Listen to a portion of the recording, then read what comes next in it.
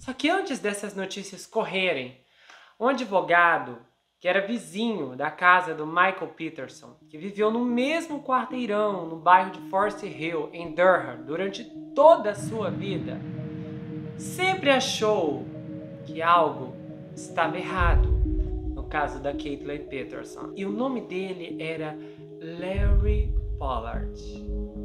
A ordem dos eventos nunca foi completamente coerente. Haviam peças que não se encaixavam e nem mesmo a acusação ou defesa conseguiam esclarecer todos os pontos. Existiam muitas dúvidas na cabeça das pessoas. Mas quando se trata de perguntas, em algum lugar, cedo ou tarde, alguém vai encontrar a resposta. O Larry Pollard começou sua carreira como advogado criminalista, então ele tinha uma sensação forte de que tinha um dever moral, legal, ético e profissional. Porque se todos desistiram, talvez fosse sua obrigação buscar a verdade. Havia muito sangue, poucos sinais que indicavam o que a promotoria afirmou. E o Larry Pollard foi um caçador ao longo da vida. O conhecimento dele com pegadas de animais e padrões de sangramento estavam prestes a colidir com uma descoberta chocante. Ele então olhou para sua esposa e disse: "Eu sei o que aconteceu com a Caitlin." E ela disse: "O quê? O que você sabe?" E ele então disse: "Ela foi atacada por uma coruja." Vamos voltar um pouco ao começo para entender a história toda. O Larry conhecia o Michael Peterson como um vizinho gentil, mas eles não tinham amizade. Na verdade, antes da Caitlin partir desse mundo, eles vieram à casa dele pelo menos 3 vezes. A primeira vez foi quando a sua esposa Brenda estava concorrendo à secretária de Estado em 1996 e eles precisavam divulgar um comunicado de imprensa de que ela iria concorrer. Então, o Larry ligou para o Michael Peterson e disse: "Você é um bom escritor, você poderia fazer o comunicado para nós? Eu não escrevo tão bem, mas você sim." E o Michael disse: "Claro." Então ele veio, sentou na sala do Larry Pollard e preparou o press release para anunciar a corrida da Brenda. A segunda vez que ele foi para ajudar o Larry a mudar alguma coisa dentro da casa. Ele precisava do Peterson, era uma caixa muito grande na garagem, então ele ligou e o Michael veio imediatamente. Eu ficaria muito feliz em ir até aí e ajudá-lo. Então ele foi cooperativo e foi algo que o Larry apreciou muito. A terceira vez foi quando estavam fazendo um churrasco de futebol no quintal do Larry. Michael e a Caitlin foram à casa deles depois que tinham saído de um fórum de candidatos do escritório do Herald Sun. E foi um churrasco casual e ao ar livre. O Michael e a Caitlin nem entraram na casa do Larry daquela vez. A Brenda nunca se esqueceu que quando eles saíram, os dois estavam de mãos dadas. Depois que a Caitlin partiu, que o Michael colocou as coisas à venda, o Larry Pollard foi até a casa do Michael e comprou um ornamento de gramado por $100.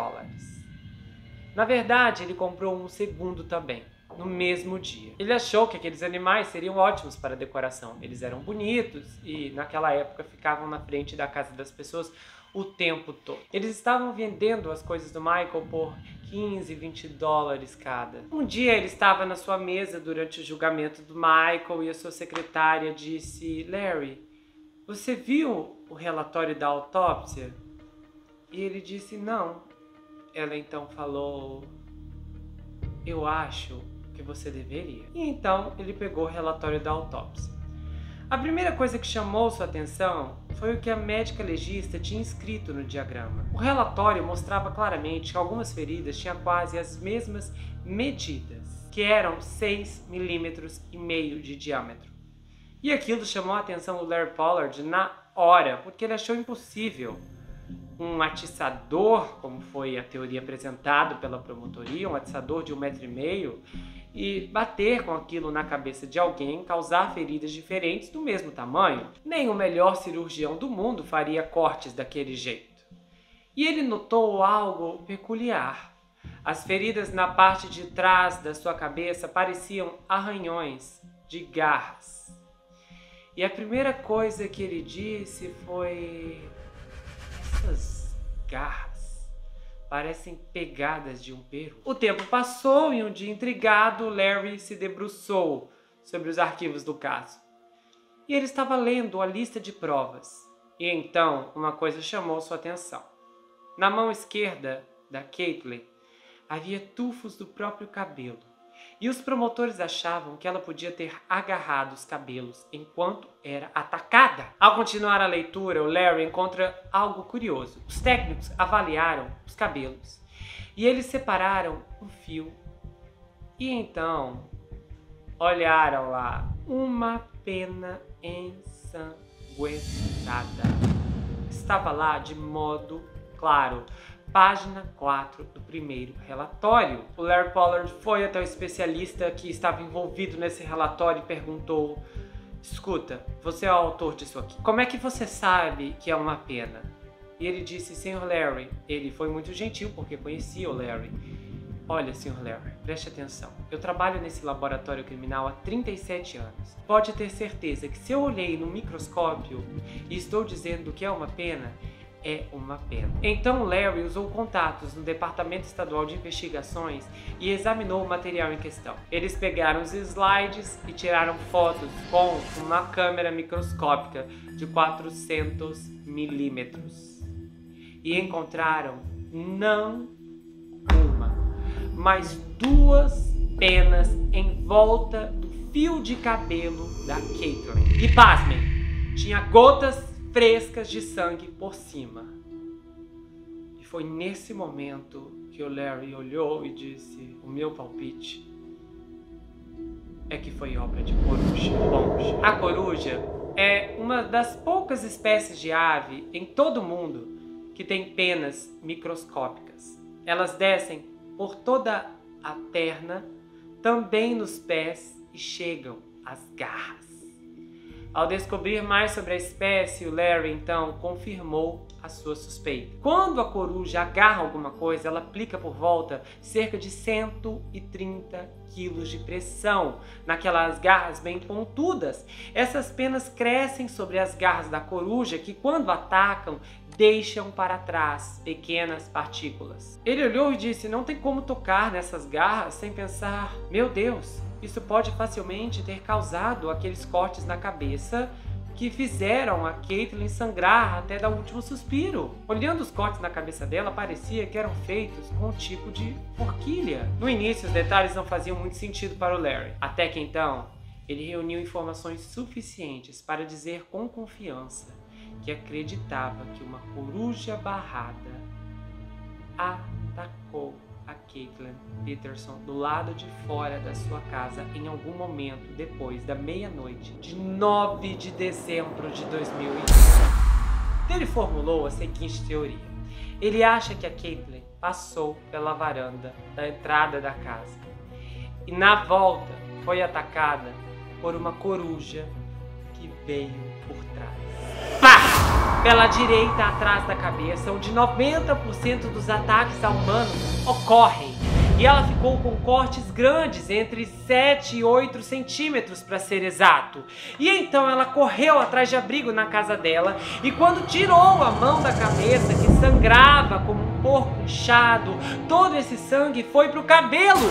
A Caitlyn então correu para dentro de casa e tentou subir as escadas por segurança. Mas aí seu sangue derramou em seus degraus de madeira, tornando-os escorregadios. Como ela estava intoxicada por álcool e um relaxante muscular, ela então escorregou e caiu algumas vezes. Na terceira vez que ela escorregou, ela bateu a cabeça no molde na parte inferior da escada, o que pode tê-la deixado inconsciente. ela estava sentada lá em uma poça de seu próprio sangue, e foi quando Michael Peterson chegou e a encontrou mais tarde naquela noite. Então Michael ligou para o 91 por volta das 2h40 da manhã. A Caitlin havia feito decorações de Natal naquele dia. A teoria dele explicaria o sangue na porta e em outros lugares, porque quando ela entrou, ela já estava sangrando. Então, em maio de 2008, Larry Pollard fez uma coletiva de imprensa. Armado com fotos, corujas montadas, ele proclamou que o caso do Michael Peterson deveria ser reaberto. Após essa teoria bombástica ser anunciada, o Larry passou a ser ridicularizado pela imprensa em diversos níveis. O apelido mais gentil para a teoria era infame, e até a polícia começou a zombar dele. Eles colocaram a coruja na lista de mais procurados. A Débora, legista, disse que era impossível essa teoria. Eu acho que é uma ideia absurda, para dizer o mínimo. A Candice, a irmã da Caitlin, também disse que essa teoria era ridícula. O Larry escreveu uma carta para o promotor de justiça dizendo: por favor, você tem que reabrir esse caso.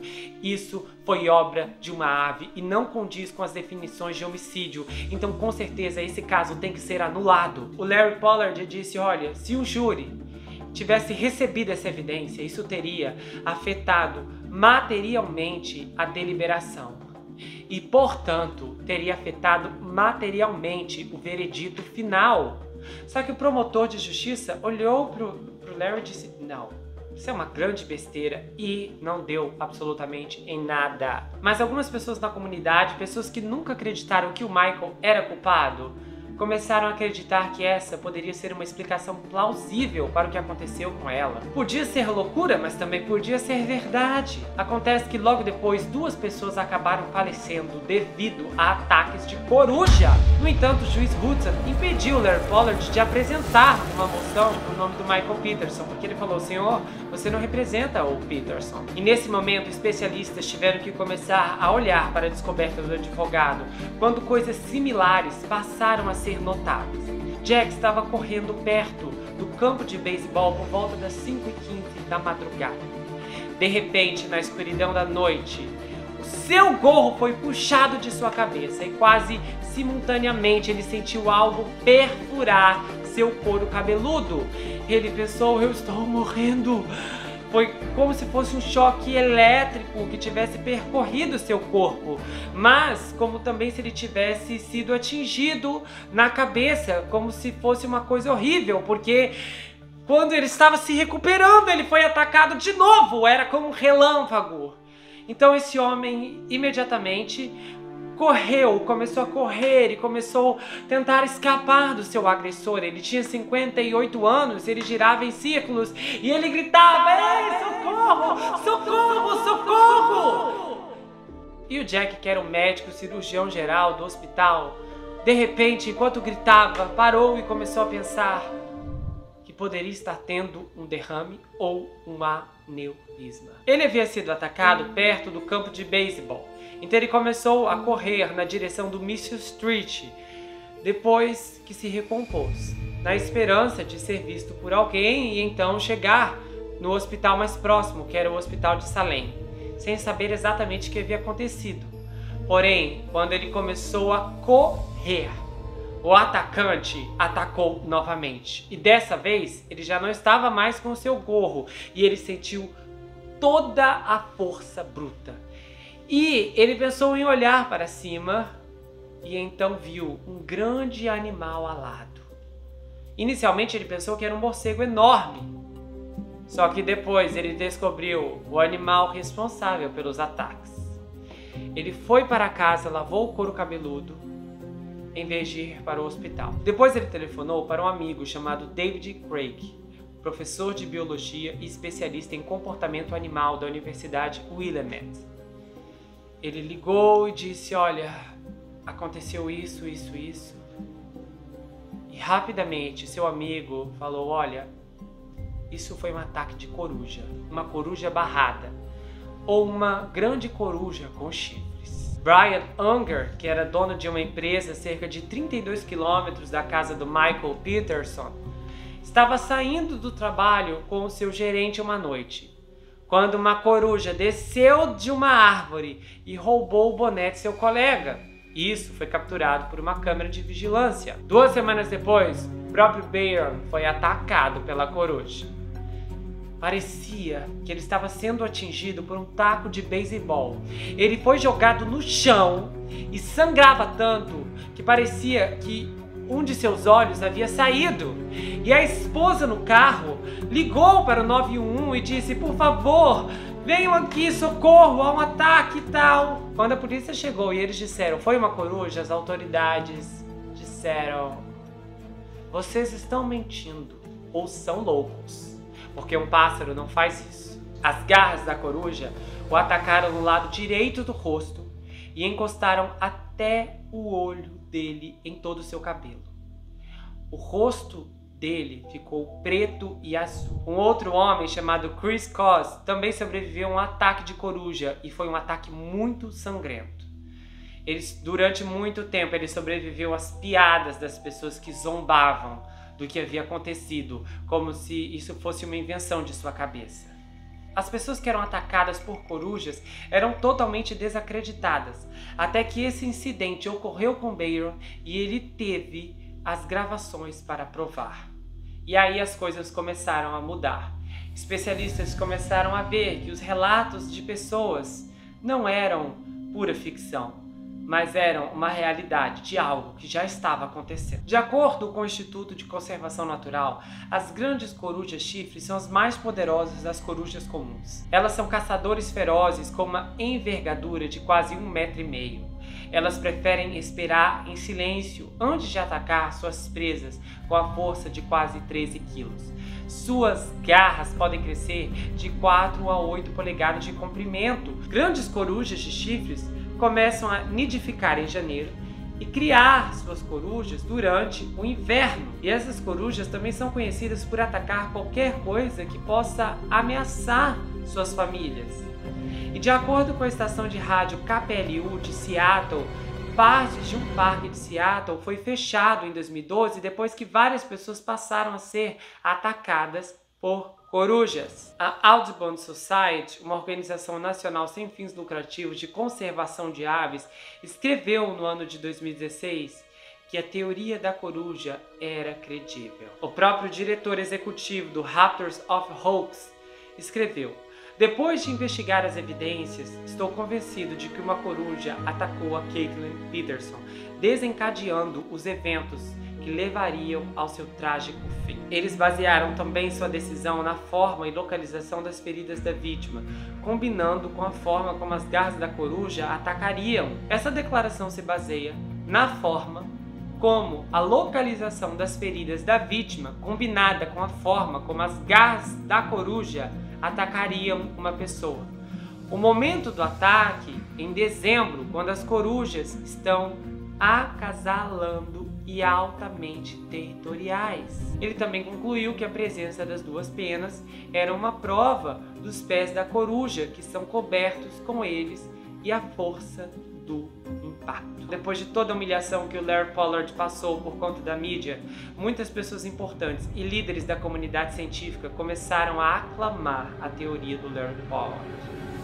Conforme a teoria do Larry foi ganhando força, as pessoas paravam e ele perguntavam como essa coruja entrou na casa, e ele disse: bem, eu nunca disse que ela entrou. O Larry explicou que ele acreditava que uma coruja havia imprimido nos ornamentos do gramado de renas que o Michael e a Caitlin tinham do lado de fora da casa para feriados. E as corujas eram comumente vistas no bairro de Durham. E às vezes essas corujas atacavam e ceifavam cães. Larry explicou que ele acreditava que essas corujas estavam morando dentro do celeiro da propriedade dos Petersons, onde as renas ficavam armazenadas durante o ano. E ele ainda disse: olha, se você olhar as outras feridas que estavam no corpo da Caitlin, a lesão nos olhos, as lesões nos cotovelos, as pequenas marcas em seus pulsos aqui e aqui, eram consistentes com ela, com as mãos sobre a cabeça, segurando o cabelo. No ano de 2009, Michael Peterson concede uma entrevista dentro da cadeia para tentar responder algumas das questões pendentes, começando com o que houve na noite em que a Caitlyn partiu.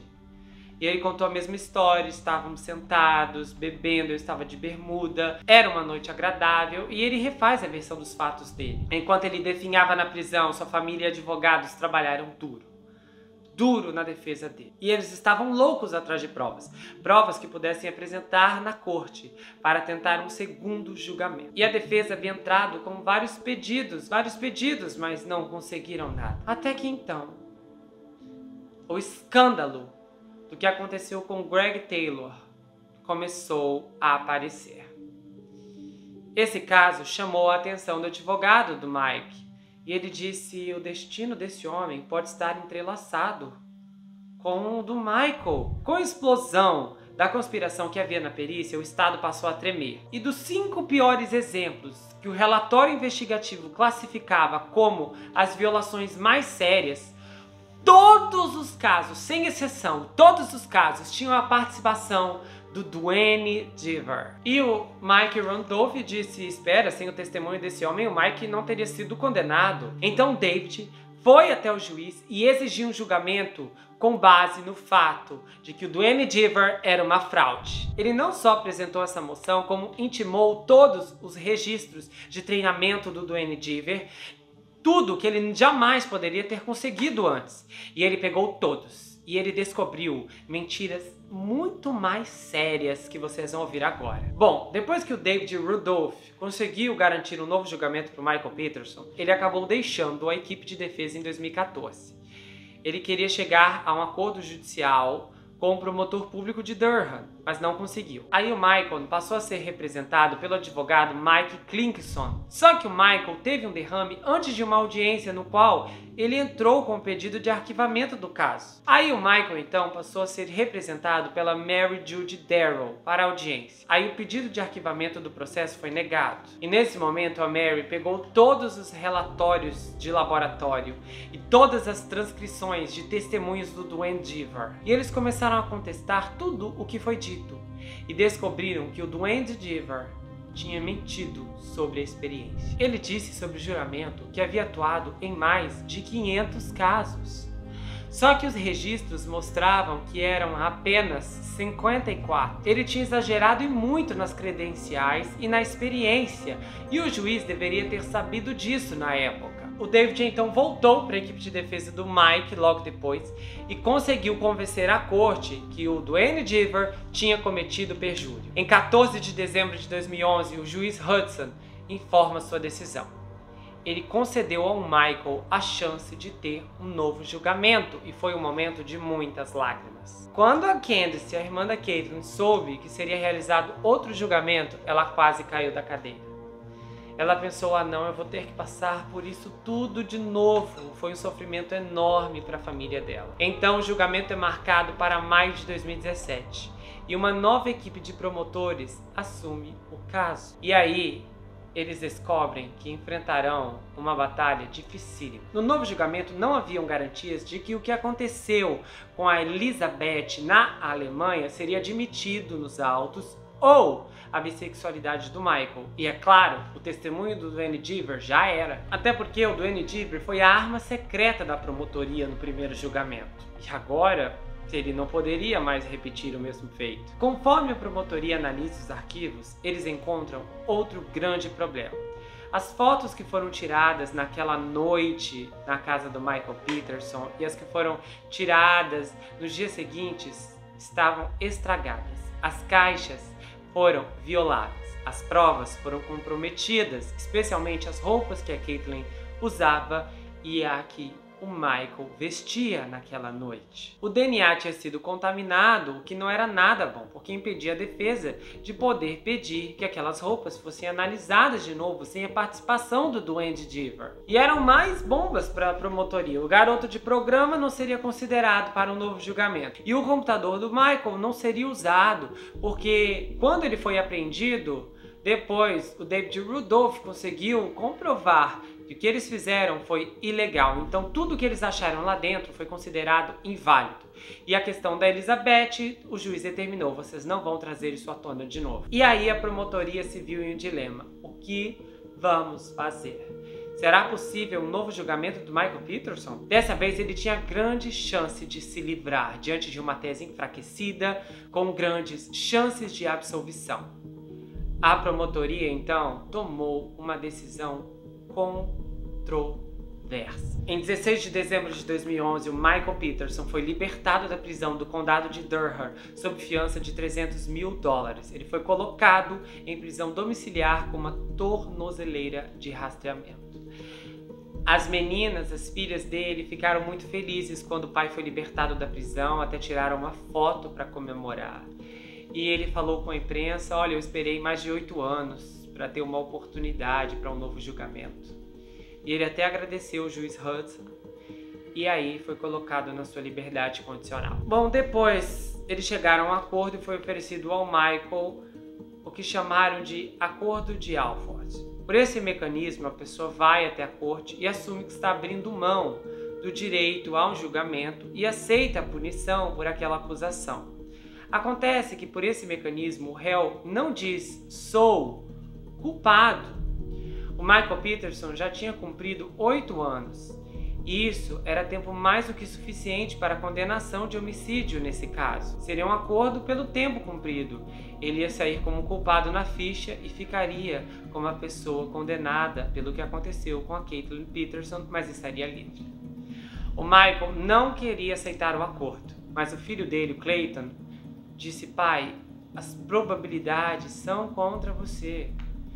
Por favor, aceite esse acordo. Havia vantagens nesse acordo. Ele não ia admitir a culpa e ele também já era um condenado e teria a garantia de não voltar para a prisão e nem de ser acusado de novo. Em 24 de fevereiro de 2017, 16 anos após o que aconteceu com a Caitlin, o momento chega. A Caitlin, a filha dela, foi para o tribunal e o David Rudolph e a Candace se encontraram do lado de fora do tribunal. Antes do David entrar, ele estava chegando e a Candace na mesma hora. E ela então partiu para cima. Ah, David, que bom ver você hoje. Ele está se declarando culpado e é o que eu sempre quis. E ele disse: não, na verdade não é isso. E ela fala: ele está se declarando culpado, isso é um acordo de culpa. E aí ele se vira para entrar e ela continua falando. E ele então para e se inclina na direção dela. E aí eu não sei o que ele fala, eu não consegui, as gravações foram interrompidas. E aí depois eles entraram. Na audiência, o Michael se apresenta ao juiz, é o mesmo juiz, o Orlando Hudson, para ouvir a decisão. Estamos aqui pelo caso do Estado contra Michael Peterson. Senhor, como você se declara contra a acusação de homicídio doloso? E então o Michael diz: culpado. E ele aceita a culpa conforme o acordo de Alford. Após essa declaração, a Candace deu um depoimento muito comovente. Ela tinha ficado muito chateada com aquele acordo porque o Michael Peterson não ia passar nem mais um dia na prisão. E para ela isso era um absurdo porque foi ele quem tirou a vida da sua irmã. E ela disse: Michael Peterson, as palavras desse acordo são vazias. Que porcaria de acordo! Não é nada culpado? Você tirou com violência a vida da mulher que te sustentava e criava seus filhos, amava seus filhos. Ela te amava. Ela criou um lar admirável, cozinhava como poucos. As portas do coração e da casa dela estavam sempre abertas. A Caitlin foi a melhor pessoa que você teve na sua vida. Você aceita a culpa por espancar minha irmã até o fim dela? Olha, Peterson, você não só carrega o estigma de um homem adúltero, como também carrega o estigma de culpado. Não é a justiça perfeita, mas é a justiça. A Candace diz que esse foi um depoimento de grande catarse para ela, de poder dizer tudo o que sentia sobre a perda da irmã e ouvi-lo dizer que aceitava a culpa. E aí o juiz disse: a corte acredita que ele cumpriu a sentença e ele está livre. Ele diz: obrigado, excelência, e logo depois ele dá uma entrevista dizendo que é inocente ali na frente. E aí a história do Michael Peterson judicialmente é encerrada. Bom, antes da gente ver algumas coisas que aconteceram posteriormente, eu falei pra vocês no primeiro episódio que havia um documentário que pegou basicamente todo o começo da defesa do Michael ali no ano de 2002 e o acompanhou até a sua liberdade final ali no ano de 2017. E eu vou explicar para vocês como esse documentário aconteceu. Jean Xavier de Lestrade é um diretor francês e ele havia conquistado um Oscar por um documentário chamado Assassinato em uma Manhã de Domingo. E ele e o seu parceiro de produção estavam procurando um outro caso para fazer. Então eles ligaram para a Court TV, uma emissora que transmite julgamentos nos Estados Unidos. E eles estavam procurando nomes de advogados que pudessem saber sobre casos e eles imaginavam que o Court TV acompanhava tudo o que estava acontecendo. Aí o Court TV deu a eles o nome do David Rudolph, porque o David tinha acabado de terminar o caso do Carruth, que a Court TV havia coberto. Não porque eles soubessem que ele tinha algo grande acontecendo, eles não sabiam do Michael Peterson, mas eles simplesmente deram. Então, Jean, liga para ele, de repente ele conhece alguém, ele pode te dar mais informações. E nesse ponto, o David Rudolph tinha acabado de pegar o caso, especificamente há um mês. E aí o Jean ligou pro David e ele disse, olha, eu tenho um caso aqui de homicídio e tal, mas eu não sei se vai ser interessante o suficiente, mas estou feliz em falar com você. E foi assim que tudo começou. O Jean então falou, olha, eu quero fazer um documentário, eu quero filmar tudo e tal. E o David meio que estava relutante, porque havia algumas coisas que eles tinham a seu favor, mas também contra. Bom, algumas coisas positivas em relação ao Jean era que eles eram vencedor do Oscar. Então, David sabia que eles eram documentaristas de qualidade. E a questão número 2 era que o Michael Peterson estava muito preocupado em ser tratado injustamente pelos poderes de Durham, por causa de todas as críticas que ele já havia feito à polícia como colunista do jornal. Então ele pensou que ter uma equipe de filmagem estrangeira vencedora do Oscar em Durham, filmando a coisa toda, manteriam as pessoas mais honestas, nivelaria o campo do jogo. E o Michael Peterson estava disposto a fazer isso, mas o David não concordou com tanta facilidade, por conta das questões de privilégio advogado-cliente. Inicialmente, o Jean também queria trabalhar com a acusação, ou seja, com a promotoria. Ele chegou a fazer gravações iniciais com os promotores da época, a Freda Black e o Jim Harden. E aí, como ele já tinha até separado duas equipes para seguir os dois lados ao mesmo tempo, algo aconteceu. Meses após o início do caso, a promotoria parou de trabalhar com o cineasta. E havia a preocupação para o David Rudolph e filmar as interações entre o Michael Peterson e a equipe de defesa pudesse anular o privilégio advogado-cliente, uma vez que foram testemunhadas por terceiros. Havia preocupações de que filmar as interações entre o Michael Peterson e a sua equipe de defesa pudesse anular o privilégio advogado-cliente, uma vez que foram testemunhadas por terceiros. A promotoria poderia pedir ao diretor suas fitas das conversas com a equipe de defesa do Michael Peterson. Então, para evitar isso, o David Rudolph sugeriu que a equipe de filmagem fosse realmente contratada como parte da equipe de defesa, para que o privilégio de advogado-cliente ainda se aplicasse e eles não precisassem desistir das fitas. E acredite se quiser, apesar deles estarem protegidos pelo privilégio de advogado-cliente, a promotoria ainda teve a coragem de intimar o diretor e pedir que a equipe entregasse suas filmagens. Porém, como parte do acordo que o David Rudolph fez com o diretor, o Jean enviava as fitas para Paris a cada semana, então nenhum material ficava nos Estados Unidos e a promotoria não tinha poder nenhum sobre isso. Também houve um outro detalhe do acordo entre o David e o Jean. Nada do que ele filmou seria mostrado publicamente até que o julgamento e os recursos estivessem esgotados. Apesar das filmagens serem bem intensas, eles não moravam com Michael Peterson 24 horas por dia, 7 dias por semana.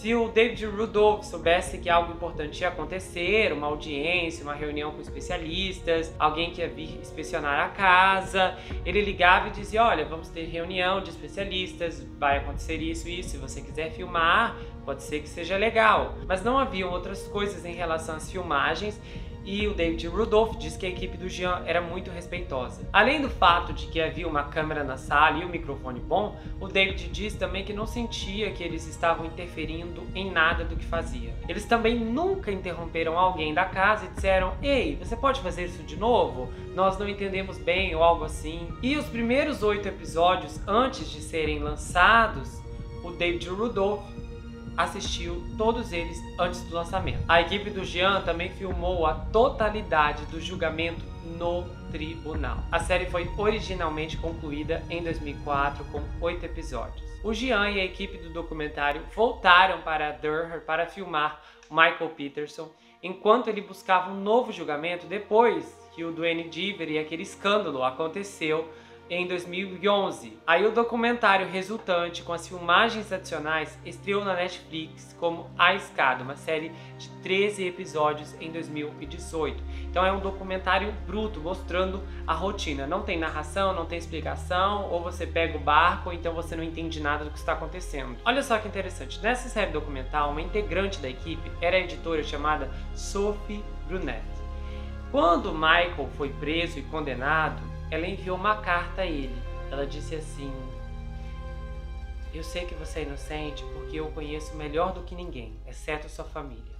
Eu assisti a centenas de horas, a centenas de gravações suas nos filmes. E eu sei que você é inocente. E foi uma grande injustiça.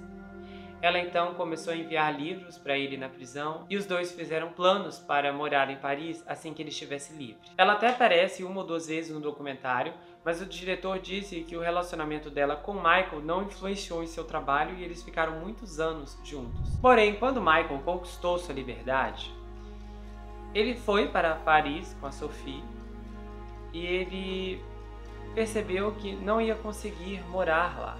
Ele falou: eu não falo francês, eu já estou muito velho, meus filhos, meus netos moram nos Estados Unidos. Ele ficou 3 dias com ela em Paris e ela olhou para ele e disse: olha, Michael, se você não pode se comprometer em me amar o tempo todo, vamos acabar com isso. E ele então optou por encerrar o relacionamento. Foi um grande golpe para os dois. E o Michael disse que ele não sente culpa, mas tristeza, porque ele não poderia dar a ela o que ela realmente precisava e merecia. E que era ser um parceiro em tempo integral, morando com ela em Paris. Ela até disse antes de ir embora, segundo ele: olha, você vai se contentar em ser um avô velho? E ele disse: bom, eu acho que isso pode funcionar muito bem para mim. Bom, a questão da edição ficou mais ou menos assim. A Sophie editou as imagens do Michael com sua família e quando o julgamento começou em julho de 2003, o diretor contratou outro editor, Scott Stevenson, para trabalhar em todas as imagens do tribunal. Logo após o término do julgamento, 5 meses antes da edição ser concluída e 1 ano inteiro antes dos primeiros 8 episódios serem lançados, a Sophie deixou o projeto para trabalhar em outro filme. E aí um terceiro editor, um outro homem chamado Jean-Pierre, foi contratado para substituí-la. Então, em última hora, ela não cortou realmente um episódio quando estava tendo um relacionamento com Michael, porque ela só começou o relacionamento com ele quando o julgamento acabou. Como eles tinham muitas horas de material, eles tiveram muitas escolhas difíceis porque tinham que tirar, remover muitas coisas. E ela acabou viajando para os Estados Unidos para visitar o Michael algumas vezes. Inclusive, ela chegou a passar 3 meses em Durham no verão de 2007. Ela trabalhou arduamente no apelo do Michael Peterson. Aí o Jean, o diretor, a convidou em 2011 para trabalhar nos episódios 9 e 10. E em 2018, ela trabalhou nos episódios 11, 12 e 13. O Michael e a Sophie estavam romanticamente envolvidos antes dela começar a trabalhar nos episódios 9 e 10. Eles se separaram enquanto ela trabalhava neles e eventualmente voltaram a ficar juntos.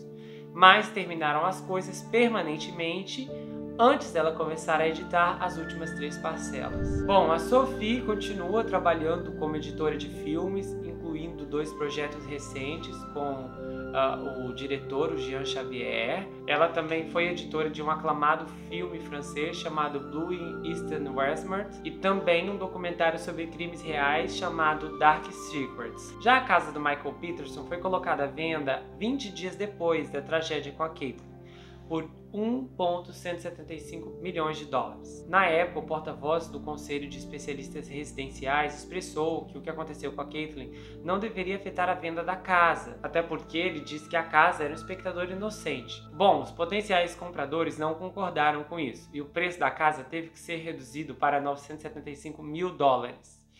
E aí, em julho, o valor caiu ainda mais, para 640 mil.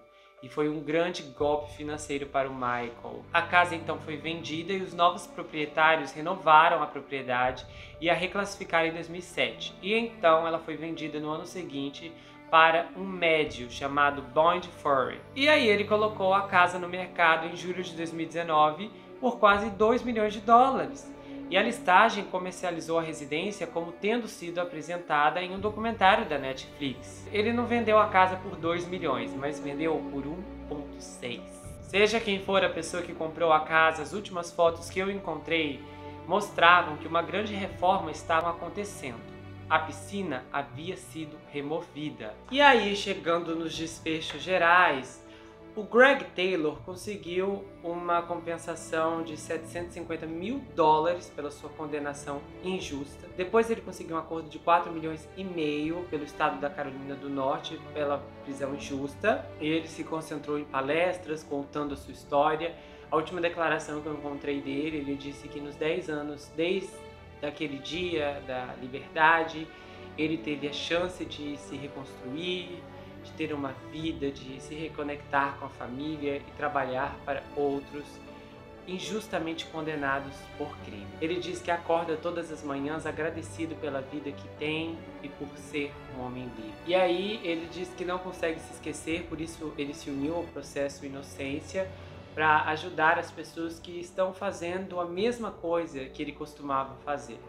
Ele também diz que brinca com seus 3 netos e que viaja o máximo que pode. Ele também fez uma declaração dizendo que o sistema não está configurado para inocência e que a sua missão é não deixar que mais ninguém passe pelo que ele passou. O Michael continuou morando em Durham e nos anos desde o lançamento da série da Netflix, ele escreveu 2 memórias autopublicadas sobre seu relacionamento com a Caitlyn e depois o seu tempo na prisão, estão disponíveis na Amazon. A Caitlyn, ela havia entrado com processo civil contra o Michael muitos anos antes disso tudo acontecer, então na época ela recebeu a vitória porque ela ganhou milhões de dólares que o Michael teria que pagar a ela. Lógico que ele não tinha esse dinheiro, o que nesse caso impede que ele lucre com qualquer coisa relacionada ao que aconteceu com a Caitlyn. E aí todos os lucros desses livros vão direto para ela. A Martha, eu soube que após o pedido de Alford, ela trabalhou como psicoterapeuta profissional em Utah. Já a Margaret trabalhou na indústria cinematográfica na Califórnia como atriz e produtora. A Caitlyn passou por esse processo que ela teve com Michael Peterson, que foi um processo por negligência. Ela ganhou 25 milhões, né, vamos dizer assim, que no caso ela detém o nome ali de sua mãe. Ela se casou com Christopher Clark em 2012 e o casal acabou tendo gêmeos. Pelo menos a última informação que eu tive é que ela mora na área de Washington, D.C., no norte de Virgínia, com a família dela. O Clayton Peterson, filho mais velho do Michael com sua primeira esposa Patty, que também foi muito visto nos episódios iniciais da Escada, ele já era casado quando o documentário começou e ele mora em Baltimore. Já o Todd, filho mais novo do Michael Peterson, na época do apelo, em 2017, o advogado David Rudolph diz que o Todd estava morando no Tennessee, mas depois ele se mudou de volta para a área de Durham e, pelo menos na sua página do Instagram, ele se lista como presidente e fundador da American Industries. Ele claramente teve alguns discursos estranhos e, pelo menos pelo que eu soube, estava passando por um momento difícil com substâncias e álcool, coisas difíceis. Ele falou muitas bobagens enquanto estava bêbado num story, mas ele também postou várias vezes fotos com o pai dele no sofá. E aí, olha só que interessante, a Pat Peterson, a primeira esposa do Michael, que compareceu ao julgamento e às audiências relacionadas, e sempre acreditou na inocência do seu ex-marido, nos últimos 3 anos morou em um apartamento no sudoeste de Durham com o Michael. E eles eram companheiros e um cuidava do outro. E a Pat estava muito bem de saúde, mas começou a se sentir mal de repente na noite de uma quarta-feira. Aí o Michael ligou para o seu filho Todd, que morava nas proximidades, e ele veio então, ligou para o 911. E então a Pat acabou perdendo a vida no Hospital Duke University na quinta-feira, 8 de julho do ano passado, 2021. Ela estava cercada pelo ex-marido, pelos filhos. Ela teve um ataque cardíaco fulminante. Ela tinha 78 anos. Além dos filhos, ela deixa também a Martha e a Margaret Rutley. O filho Clayton disse: olha, nossa mãe era uma pessoa muito gentil e tocou muitas pessoas. Eu soube que ela foi cremada. A Candace também, eu procurei muito para saber como ela estava, e ela falou mais sobre a declaração que ela deu aquele dia. Ela disse que significou muito, muito, muito mesmo para ela, que ela se orgulhava demais daquele momento, principalmente porque no primeiro julgamento ela queria ler uma declaração e isso não foi permitido. Fiquei chocado. Então ela ficou feliz quando dessa vez ela foi autorizada a fazer tal coisa. Ela disse também que nunca mais quer ver o Michael novamente, exceto no caixão, e ela reside na Virgínia. Bom, e os envolvidos no processo? O juiz Orlando Hudson é residente sênior do Tribunal Superior do Condado de Durham, do Distrito 14, tá? Já o Jim Harden, o promotor do caso do Michael Peterson, ele havia sido promotor de Durham de 1994 a 2005. E aí, logo depois, o governador da época, Mike Easley, o nomeou juiz do Tribunal Superior. E ele passou 9 meses como juiz especial do Tribunal Superior antes de tirar uma licença para servir no Comando Central do Exército Americano durante uma operação em Freedom. Depois, o Jim serviu como advogado no Comando Regional de Prontidão de Reserva do Exército Americano e, posteriormente, retornou a Durham. Aí, no verão de 2007, ele foi nomeado pelo Mike Easley para assumir temporariamente o cargo de promotor público de Durham. Isso aconteceu porque a pessoa que substituiu o Jim quando ele saiu da promotoria foi expulso depois que o escândalo de lacrosse explodiu na mídia e ele teve que renunciar. Aí o Jim fez uma revisão do escritório, ele seguiu todas as instruções do governador e depois, então, finalmente assumiu como juiz. E ele então atuou como juiz do Tribunal Superior do Condado de Durham até se aposentar em maio de 2021. Já Freda Black começou como promotora pública assistente em 1994. Ela foi obrigada a deixar o cargo em 2005, quando esse novo procurador assumiu. Ele falou para ela: olha, eu quero que você peça sua renúncia. E anos mais tarde, ela até tentou concorrer ao cargo público de promotora, fez campanha, mas acabou perdendo. Depois disso, as coisas desandaram para ela. Eu soube que ela acabou conseguindo um emprego em uma lavanderia, e aí depois ela acabou enfrentando acusação por condução indevida nos condados de Durham e Orange. E aí um mandado de prisão foi emitido em 2018, no qual ela foi listada como trabalhando na lavanderia. Ela ainda trabalhava lá até este ponto. Parece que no teste de bafômetro ela estava com 0,18 de álcool no sangue. E aí ela se declarou culpada de acusação em 2013 e entregou sua licença de motorista. E aí em 2015 ela se declarou culpada e em 2016 ela foi pega de novo dirigindo quando a sua licença já havia sido revogada. Infelizmente, esses eventos eram um prenúncio do que estava por vir. Ela foi encontrada sem vida, deitada em seu sofá da sala de estar, na sua casa, em julho de 2018. Quando os policiais chegaram, eles disseram que a sala estava atulhada de comida, garrafas de vinho e muito lixo. A garagem estava aberta e a porta da garagem estava destrancada. Os itens valiosos dela estavam na cozinha e parece que ela tinha tido problemas financeiros recentemente. A causa de seu falecimento foi doença hepática em estágio terminal devido ao seu alcoolismo crônico. Ela tinha 57 anos. O Dean Harding deu uma declaração, ele disse: olha, a Freda era uma pessoa incrível de muitas maneiras. Ela era absolutamente destemida no tribunal e uma defensora implacável das vítimas de crimes violentos. Ela tinha um jeito de falar com vítimas, com familiares, com incrível empatia e compreensão. Quando ela saiu da promotoria, ela não conseguiu mais fazer isso. E eu honestamente acredito que isso foi um contribuinte significativo para os problemas que ela teve. Teve uma outra juíza também que falou bem dela, a juíza Shamieka, que foi eleita em 2016 no Tribunal Distrital. Ela falou que a Freda a incentivou a concorrer ao cargo e ela falou que foi uma conexão muito linda, porque ela só queria ajudar a Freda, alguém tão, uma novata como era essa juíza. A legista Deborah Radish, patologista, tornou-se a médica legista-chefe do estado da Carolina do Norte e depois se aposentou em 2019.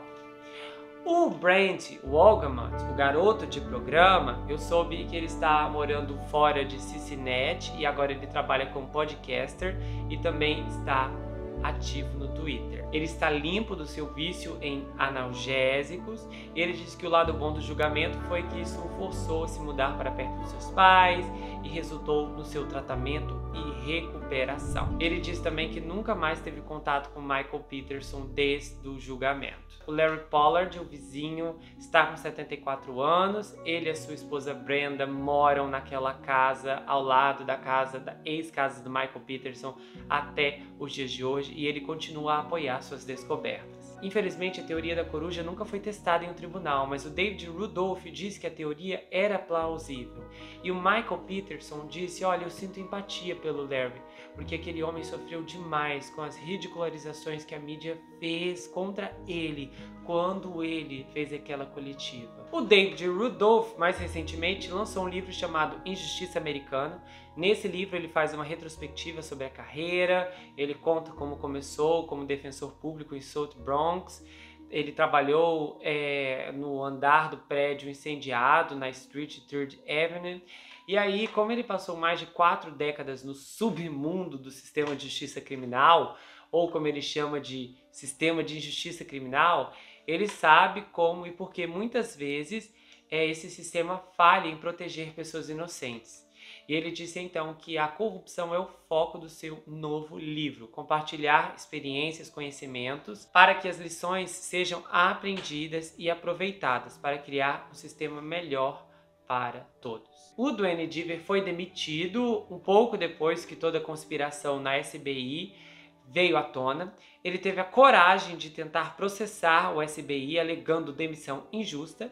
Ele perdeu o processo e depois disso eu não encontrei nada sobre o paradeiro dele. Recentemente a HBO lançou uma minissérie de 8 episódios chamado A Escada, só que a minissérie é lotada de imprecisões, histórias inventadas e muita mentirada. Várias pessoas reais se revoltaram com a abordagem, incluindo o diretor do documentário, o David Rudolph e mais meio mundo. Nossa, e finalmente chegamos no final. Quem diria, né? Eu lamento que a exibição dessa minissérie tenha sido tão conturbada, porque ela estreou basicamente alguns dias antes de eu pegar o caso do Johnny Depp, e aí depois disso esse canal seguiu em frente com Johnny Depp e o que estava gravado. Então teve muitas produções que foram afetadas nesse ponto. E quando essa minissérie estreou, eu só tinha gravado o primeiro episódio.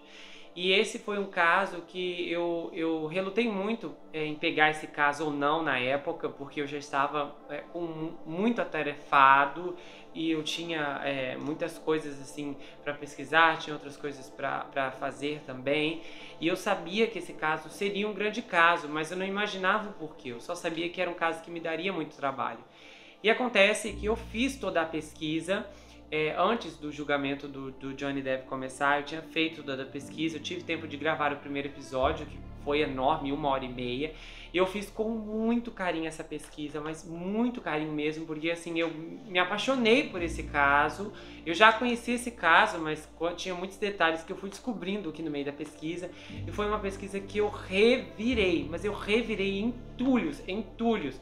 As informações que eu trouxe para vocês aqui do SBI, que, gente, não tem nenhum lugar, literalmente aqui é o único lugar do mundo que você vai encontrar essas informações, a menos que você ache por escrito, claro, isso tem na internet, lógico, mas assim, aqui audiovisual você só vai encontrar nesse canal. Eu revirei essas informações para encontrar, para descobrir, porque realmente quando o Michael fez as acusações de que havia uma conspiração, olha, ele cantava essa bola muito tempo antes, eu realmente falei, olha, vai que tem alguma coisa aí. Eu fui atrás e realmente a gente viu todo esse horror.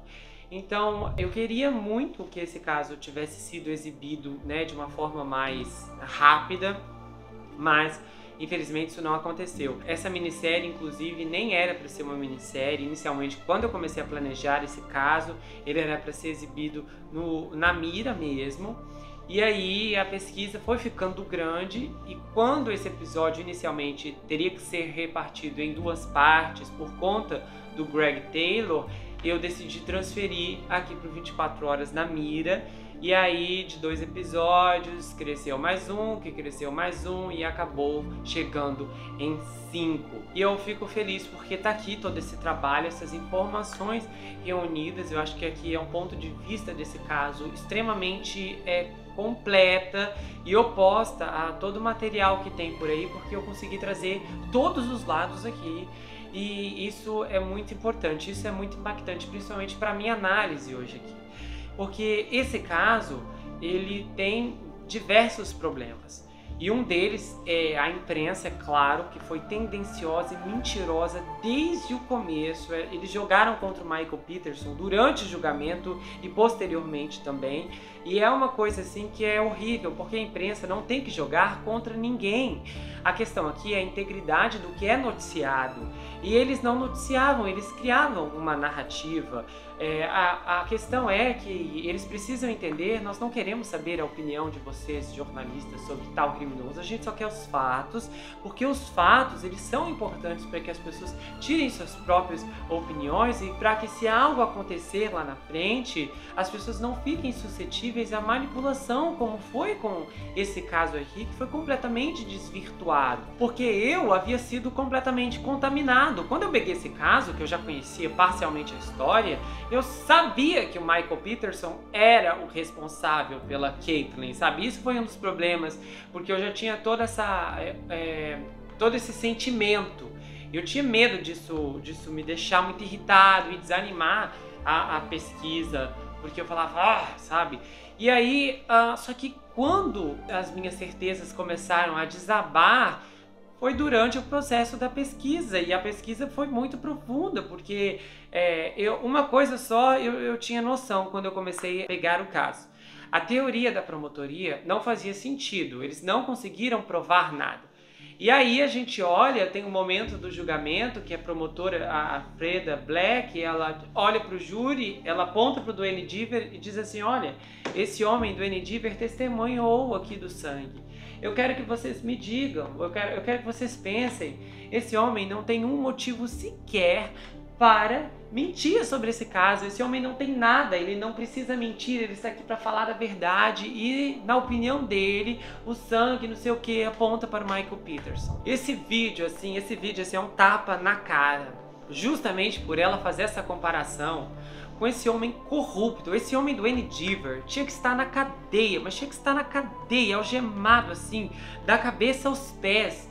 É impressionante como ninguém processou esse homem. Eu não sei onde ele está agora, ele deve ter, eu acho que ele deve ter uns 60 anos nesse ponto. Talvez uns 62, 63, porque em 2010 ele já tinha uns 51 anos, eu acho. Então agora ele já deve estar na casa de 60 anos, tinha que ir pra cadeia. Ele arruinou com a vida de um monte de pessoas, ele colocou pessoas inocentes na prisão. Eu não entendo como o sistema judicial não foi atrás desse homem. Eles tinham que ter prendido aquele SBI inteiro, eles tinham que ter derrubado aquele promotor, eles tinham que ter derrubado o procurador-geral, que ficou encobrindo aquilo ali anos e anos depois e saiu como bonito. Eu mandei fazer uma revisão, mandou porque o escândalo veio à tona. Você vê aí o caso do Greg Taylor, anos na cadeia por um crime que não cometeu, por uma corrupção ridícula.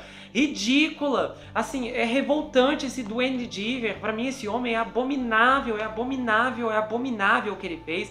É abominável que aquelas pessoas... Esse caso aqui é alarmante. Nós estamos falando aqui de uma conspiração que foi desvendada. Assim, isso é impressionante como a mídia não circula essa parte. Isso aqui é um escândalo.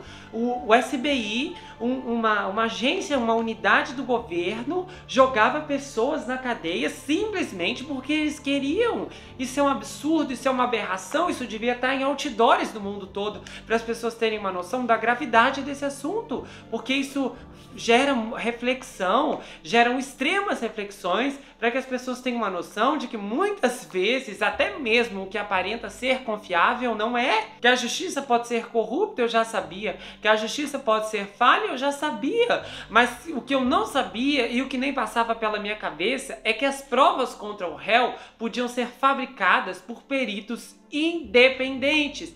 E francamente eu fiquei abalado, mas muito abalado no processo de pesquisa desse caso. E depois eu fiquei aterrorizado e senti medo. Eu nunca senti medo em nenhuma pesquisa que eu fiz, em nenhum caso que eu trouxe para esse canal. Nunca nada me assustou, mas esse caso me assustou. Quando eu cheguei na parte do Greg Taylor, que eu vi aquilo lá, tudo dando errado no julgamento, provas falsas apresentadas, aquilo me deu um desespero.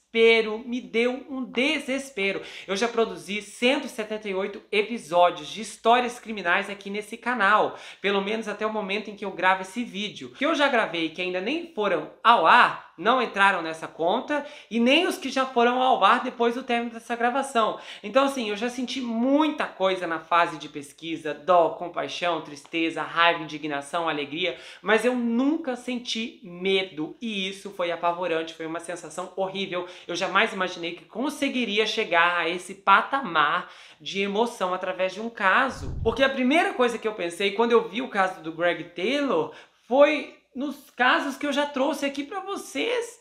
Porque eu penso, muitas vezes não tem prova, às vezes não tem muita prova, exceto uma mancha de sangue, uma resposta da perícia, um apontamento, uma coisa ali. Alguns casos são muito claros, eles têm muitas testemunhas, como é o caso do Robert Knox, do caso do Harry Potter. Ou também gravações de fita de segurança, como da Lisa Harnon, a que foi jogada da sacada. Ou talvez até mesmo um flagrante, como a menina que derreteu no sofá. Só que os casos que são baseados puramente em ciência forense, que a gente não entende. Porque tudo que sai do quadro de investigação é transmitido de forma clara e mastigada para o público. Olha, o DNA é compatível, encontramos uma digital, há vestígios. Tá, e quem garante que isso é mesmo uma verdade? Ah, mas o relatório do FBI concluiu que, bom, o FBI tem casos de corrupção, a polícia também tem casos de corrupção, e o escritório da perícia, todo mundo viu aqui que teve o pior de todos os casos. Todos eles já abriram a porta para a desconfiança, para o erro e para o engano. Inocente até que se prove ao contrário? Bom, eu acho que em muitos casos as pessoas são culpadas até que se prove o contrário. E esse caso aqui não provou nada, não conseguiu provar a culpa do Michael Peterson, a promotoria não conseguiu apontar uma teoria de como ele fez, de como aconteceu, eles não conseguiram. Ah, mas o Michael Peterson não provou inocência. Tá, e desde quando precisa provar a inocência se o lema da justiça é inocente até que se prove o contrário? Olha como as coisas estão. Isso me fez refletir porque era uma coisa que eu não tinha pensado antes. Depois de tudo que eu vi nesse caso, das incansáveis e às vezes cansáveis horas de leitura, eu mudei de opinião dezenas de vezes. E hoje eu estou aqui para concluir que eu acredito na teoria da coruja. Acredito. Eu li muita coisa, eu procurei dezenas de relatos paralelos, de ataques de coruja, eu vi vídeos, eu procurei especialistas, olha gente, foi uma enciclopédia de material, porque eu trouxe muita coisa aqui resumida para vocês, porque não dava para enfiar, senão ficaria chato, mas vocês não têm noção. Pessoas são atacadas por corujas, realmente, é desesperador. O reino animal também pode ser fatal. As pessoas são atacadas por tubarões, cobras, leões, são pisoteadas por vacas, às vezes até morrem por causa de uma picada de abelha. Então, por que uma coruja não pode fazer o mesmo? Então, para mim, a teoria da coruja faz sentido, não por conta da teoria só, mas porque há evidências, as penas no cabelo da Caitlyn, 2 penas ensanguentadas, então faz sentido, completamente tudo faz sentido com as marcas nos pulsos, nos braços, o sangue. A teoria é a única coisa que explica, porque as teorias, a própria teoria de defesa do Michael na época do julgamento não explicava as incidências na porta, não explicava os arranhões aqui, nada disso havia explicação. Então, as teorias da promotoria já eram ridículas. E as teorias da defesa, elas, por mais que apresentassem uma espécie de inocência do Michael, elas não justificavam tudo, toda aquela desordem. Mas essa teoria é a única teoria que explica tudo, que se encaixa em tudo, que faz sentido em tudo. E o pior, ela não é apenas uma teoria, ela é uma evidência muito forte que aponta que de fato ela é real. As 2 penas. Enfia a mão no seu cabelo agora e vê se você vai encontrar penas de coruja. Se você achar, por favor, comenta aqui embaixo, eu quero te conhecer. Porque assim, eu duvido que penas de coruja vão acabar caindo na cabeça das pessoas todos os dias, até porque essas penas são das garras, e vocês viram muito bem como é o processo de garras, não é uma coisa assim que cai do céu como chuva, não cai. Então faz todo sentido o ataque e eu realmente acredito nisso. Foi uma opinião assim muito chocante porque eu não sabia o que eu iria dizer quando eu comecei a pesquisar esse caso, porque ele é um misterioso, porque nunca foi comprovado nada especificamente, e aí a gente até debateu muito, minha irmã debateu muito aqui comigo, mas eu realmente acredito na teoria da coruja. Eu li muita coisa e a minha opinião ela mudou totalmente, principalmente quando eu descobri toda essa conspiração do SBI. Olha, eu acho que pessoas tinham que ser presas aquilo ali, foi um absurdo, é revoltante. Pessoas tinham que ser, no mínimo, presas. Aquele Duane Deaver tinha que ficar na cadeia para nunca mais sair. Ele jogou Deus sabe quantas pessoas em prisão perpétua, pessoas desde 1900 e pouco. Então assim, nós estamos falando de inúmeros casos de pessoas que literalmente perderam tudo, e o pior assim, quando uma pessoa é presa, não é só ela que perde a vida, é os familiares também que ficam sofrendo, os filhos, a esposa, a família, milhares de pessoas são destruídas. Uma ação dessa só provoca inúmeras reações destrutivas. Porém, em relação ao Michael, olha só, eu não acho que ele contou para a esposa que ele era bissexual, tá? De fato, eu acho que ele mentiu nisso. Vamos lá. É difícil engolir que a Caitlyn separou do primeiro marido por causa de um adultério e em seguida aceitaria um marido repleto de amantes. Então não faz sentido, o perfil psicológico, comportamental dela não se encaixa nesse contexto. Dificilmente, ou melhor, impossível ela ficar com o Michael sabendo que ele era bissexual. Então eu acredito que ele disse, não, eu contei pra ela, porque senão, bom, ela descobriu que você tinha amantes, e aí ela disse que ia separar, você ia perder tudo, ia pra miséria, então você deu um fim nela. Então, por esse ponto de vista, dá até pra entender o porquê que ele mentiu. E o advogado, o ex-advogado dele, numa entrevista recente, ele disse, olha, eu acredito no Michael Peterson até hoje, eu também só não acredito que ele contou para a esposa da bissexualidade. Eu acho que isso era mentira, o que realmente vai de acordo com o que eu penso também. Eu acredito nisso, eu acho que a gente tem muitas coisas assim, tem a questão, mas a outra mulher caiu da escada. Só que aí realmente, o que foi dito, vocês viram, eu trouxe muita versão da promotoria no primeiro episódio. E depois, essas alegações, a gente viu no episódio 2, a maior parte delas eram falsas, não houve sangue, porque o perito real da Alemanha disse que não tinha sangue nenhum. As testemunhas que viram sangue, na verdade, estavam testemunhando visões do além, onde isso é permitido num tribunal, o que é isso? Então, assim, teve várias jogadas da promotoria. Eu acredito que pode ser sim uma coincidência. Mas você não acha que é uma grande coincidência? Eu acho que é uma grande coincidência, mas coincidências acontecem. Tem um caso aqui que eu vou trazer para vocês. Se não é desmascarado realmente o culpado, todo mundo, inclusive eu, ia estar pensando que o rapaz que caiu em 2 coincidências com 20 anos de diferença, gente, são coincidências assim gritantes que você fala, amigo do céu, parece que alguém aí estava tentando te derrubar como culpado. 2 coincidências gritantes, que inclusive a polícia, na segunda vez, a polícia falou, anos depois, não amiga, aí é demais, nós vamos atrás de você. Só que aí descobriram o culpado. Eu vou trazer esse caso aqui pra vocês, e ele assim é uma barbaridade de como as coincidências podem acontecer com pessoas comuns. Então, se aconteceu com esse rapaz do caso, que foi descoberto que realmente ele não tinha nada a ver com isso, o verdadeiro culpado, o monstro lá, que era um serial killer, foi preso, foi jogado na cadeia e tal. Então, por que com Michael Peterson não pode ser? Às vezes, coincidências acontecem na vida. Já aconteceu comigo, eu tenho certeza que já aconteceu com você.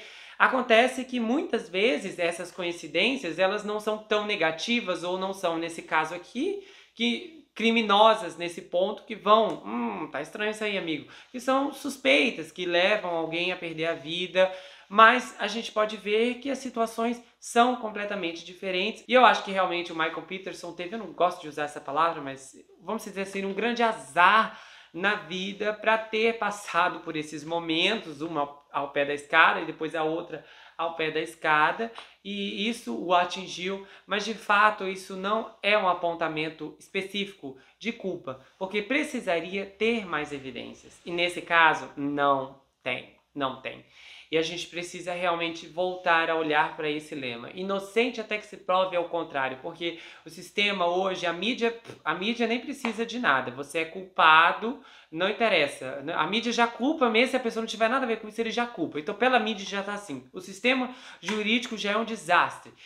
O sistema do mundo já está desmoronando, o próprio sistema judicial dos Estados Unidos está caindo, ano após ano, são muitas coisas erradas e falíveis, e a coisa tem ficado pior, e tem sido triste mesmo olhar para o sistema judicial para ver em que rumo as coisas estão chegando, mas infelizmente as coisas estão indo por aí. Eu não sei dizer onde isso vai parar, mas com certeza não vai ser em um lugar bom. Então assim, no meu coração eu encontrei paz em relação a essas duas coincidências da Elizabeth, da Caitlyn. E às vezes muitas coisas estranhas apontam para uma pessoa insinuando que ela é culpada, mesmo quando não é.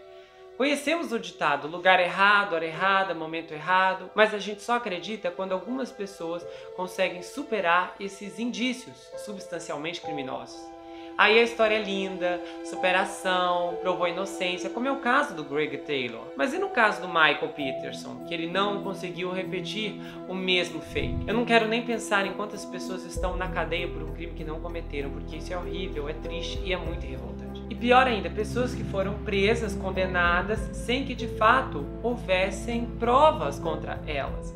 E aí eu refleti muito sobre o caso da Starbucks, que apareceu no episódio das Mulheres do Presidente.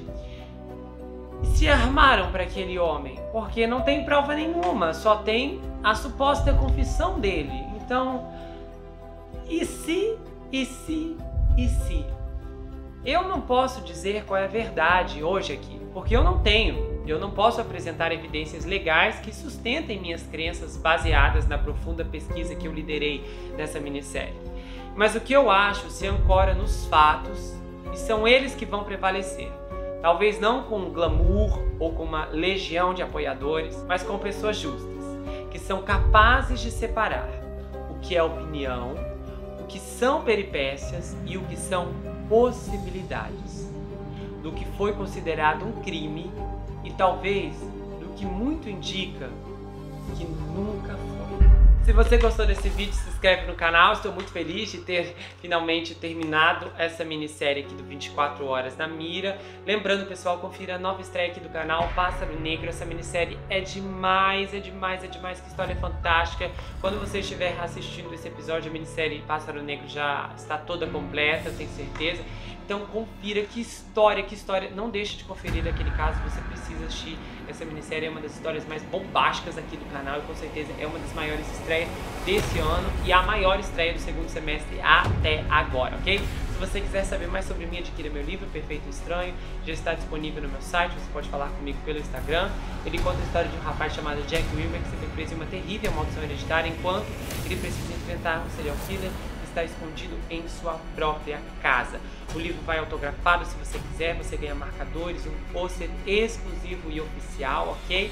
vai com muito carinho e eu tenho certeza que você vai gostar dessa leitura. Você pode me seguir pelo Instagram, Gustavo N Psicanalista, eu tenho um canal de Telegram, bastidores, tem muita coisa legal, a gente comenta, conversa por lá, que é muito diferente e são coisas que não dá pra fazer aqui, eu consigo fazer lá pelo Telegram. Sem contar também que eu tenho um canal de cortes, onde as análises são recortadas e são postadas por lá. Todas as análises de todos os casos, incluindo desse caso aqui, vai pra lá. Então confira o canal de cortes. A gente se vê no próximo caso, nas Mulheres do Presidente ou no Pássaro Negro, eu vou estar te esperando.